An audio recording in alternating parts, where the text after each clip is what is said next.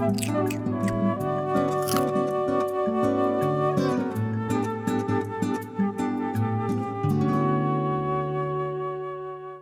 everybody, and welcome to Healthy Bites.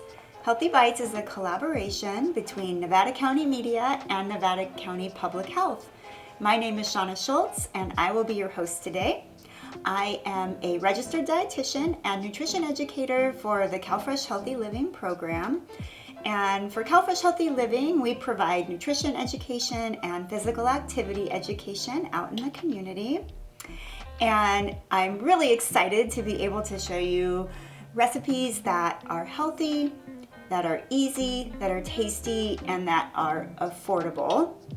You can find all of our recipes on eatfresh.org. And so for today's episode, since it is officially soup weather, we will be making some soup. And specifically, we will be making butternut squash soup. And it's a lightly curried butternut squash soup. So really easy to put together, and it's very vegetable forward. So a great way to get your family to have more vegetables at their meals. All right, so let's go ahead and we'll get started. So I have a pot here that's been heating. It's on about medium-high heat, and there's maybe like a tablespoon or two of some avocado oil in there. And we're going to start sauteing some vegetables in there. And then I'm also going to be showing you a variation on this recipe. And I had roasted the butternut squash already, so we'll be using roasted butternut squash, but you can use fresh butternut squash and cook it as well. But I'll be showing you this variation. So let's go ahead and get started just by sauteing some vegetables. So we'll be using 1 onion that's chopped, and I just wanted to show you an easy way to cut an onion, just a good tip for cutting onions. I have this onion sliced in half. You can see that it's sliced in half from its root to its bottom. And you want to leave where the root was attached because it's going to act like a nice base for you so that the onion doesn't fall apart when you're chopping it. So we'll first make some cuts about 3/4 of the way to the root, lengthwise. And you can make them smaller or bigger, just depends how big or small you want your onion to be. Do you want it chopped? Do you want it diced? And then we will make a cut down the middle this way. Again, not all the way to the end.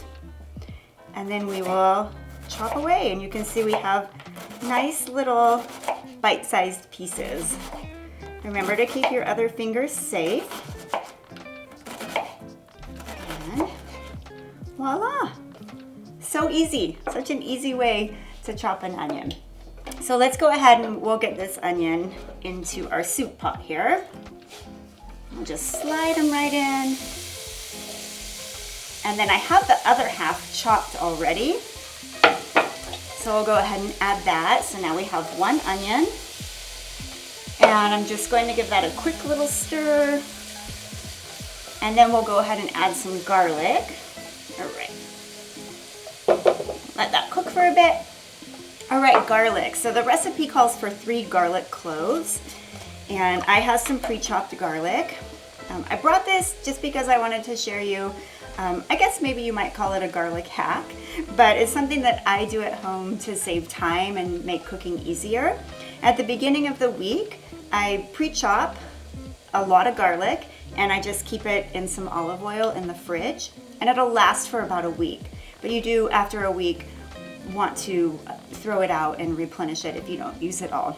And I have like this tiny little mini food processor, but you can hand chop also. And then you just have garlic at your fingertips for when you need it. I really like that it saves me time on chopping garlic because I use garlic a lot. So I'm gonna add about 3 little spoonfuls, and that should be about 3 cloves. If we have a little more, well, I don't think there's anything wrong with that. I love garlic. All right. All right, so we'll go ahead and give this a stir. All right. And next we are going to add some spices.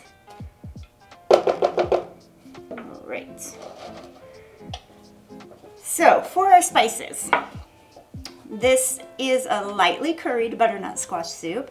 So we have some curry spices in here. I have a teaspoon of turmeric, I have a teaspoon of cumin, and I have a teaspoon of coriander. So the turmeric will give it that nice bright yellow color. Turmeric is also very good for your health. It's a powerful anti-inflammatory, so good to add to your cooking. And then the coriander and the cumin just add a lot of great warm toasty flavor. All right.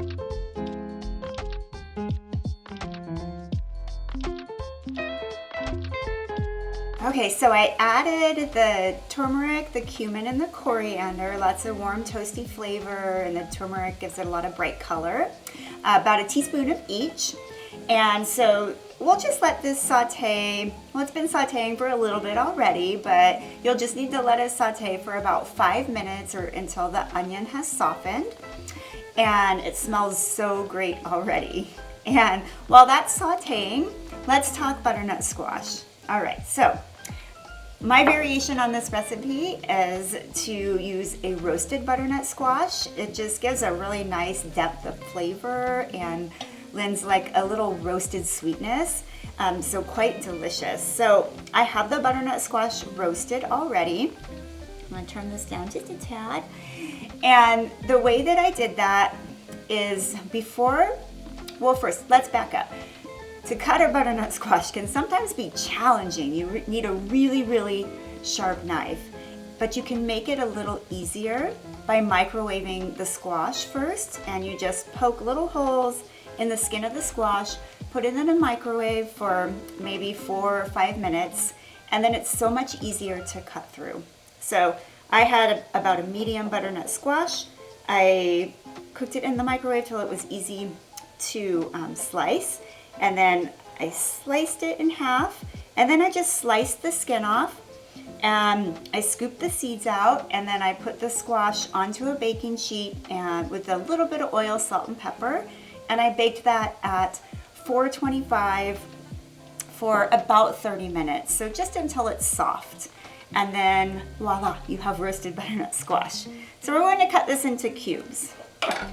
Now, if you're going to use regular squash that's not roasted, you can still cut it into cubes when it's raw, and then you'll be cooking it in the liquid until it's soft in the soup. All right, another huge time saver that I like to recommend is that you can use frozen cubed butternut squash or fresh butternut squash that's already been cubed. But the frozen butternut squash that is cubed is actually really affordable. So it's a really nice option and can save a lot of time. And then you have it on hand in your freezer for when you're in the mood for a butternut squash. Now, butternut squash, very, very healthy winter vegetable. It's orangish yellow color, means that it's high in beta carotene. And beta carotene is converted to vitamin A in your body, and it has a pretty decent antioxidant activity level, so it really helps protect your cells. Of course, it's also good for your eyesight, it's good for your skin, all right, good for your immunity.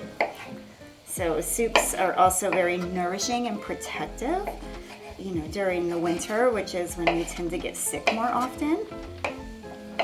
Right, and overall, this is a great way to sneak more veggies into your family's diet. You don't have to be too particular about cubing these very evenly because we are going to blend this soup. All right. So if you're using a fresh squash, you would let this saute maybe for like 5 more minutes. We're just gonna give it a quick stir, and then we're going to add our liquid. All right, so it looks so pretty with the turmeric in there and the orange squash. All right, here I have a can of coconut milk. You can use, this is full fat, but you could use a light coconut milk and that would be fine as well. So just 1 can. It's going to lend a really nice creaminess to this soup. So we'll give this a quick stir. So, now this is where if you're using the fresh squash that you would let it simmer until the squash was cooked, which would probably take somewhere about 30 minutes. But our squash is already cooked, so we don't have to do that. I'm going to add a little bit of salt and pepper. There's maybe about a half a teaspoon of salt in here and a few pinches of pepper. Add that in. Give it a quick stir, and our next step is to blend it. All right, I'm gonna turn this burner off. I'm going to move this over here, and we'll get our blender up here.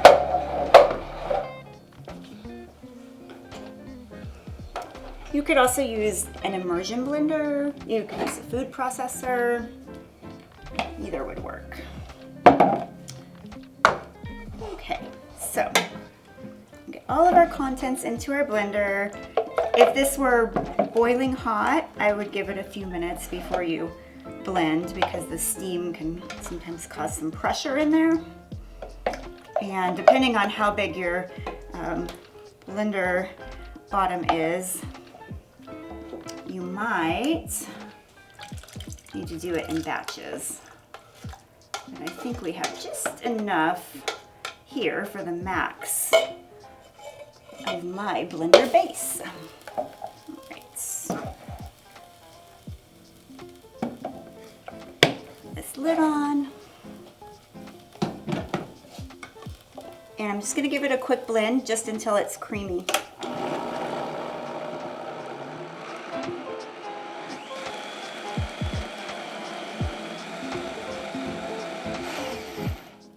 Looks good to me, but I'll give it a little check.